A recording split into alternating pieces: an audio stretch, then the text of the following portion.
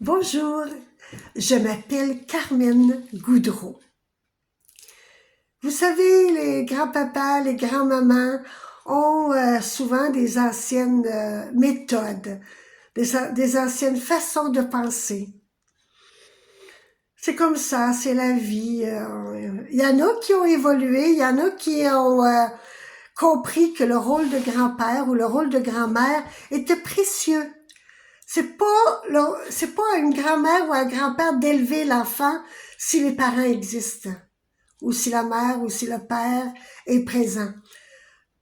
Et malheureusement, ça peut arriver qu'un grand-père ou une grand-mère ait une idée. Ce qui m'est arrivé un jour, il y a déjà un petit bout de temps, j'avais donné un conseil à un petit garçon. C'était son grand-père qui disait qu'on n'élevait pas les filles de la même façon que les petits garçons. Les filles, c'était de l'amour, de la tendresse, et les petits garçons, fallait qu'ils soient forts, fallait qu'on leur rentre dedans, fallait qu'ils comprennent immédiatement ce qu'ils avaient à faire. Les petits garçons, c'est comme ça a moins de sensations, moins de sensibilité, il faut les rentrer dedans. Mais c'est fini ça, c'est fini, c'est du vieux, de la vieille, mais il y en a encore qui le font. Un jour, j'avais expliqué à un petit garçon puis je l'avais aussi dit à une petite fille. C'est vrai, je viens de m'en souvenir d'une belle petite fille, toute rousse. C'était beau.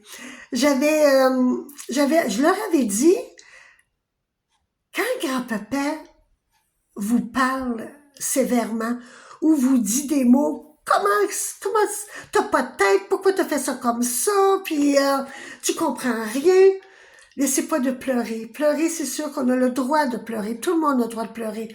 Mais pour se protéger, parce que vous savez que moi, je prône la protection de notre âme à nous, avant de changer l'autre, c'est de se trouver une phrase. Et la phrase que j'avais dit au petit garçon et à la petite fille, c'est « Grand-papa, s'il te plaît, ne me dis pas ça. Grand-papa, s'il te plaît, dis pas cette phrase. » Pas dire ça me fait de la peine, pas trop mettre des phrases trop longues. Non, non. C'est grand-papa, dis-moi pas ça, s'il te plaît. Grand-papa, ne me fais pas ça, s'il te plaît. Juste ça, juste des petites phrases courtes, c'est ce que ça fait, c'est que on se concentre, pardonnez-moi, sur la phrase qu'on va dire. Et quand c'est toujours la même, bien, la phrase prend une importance. Grand-papa, dis-moi pas ça, s'il te plaît.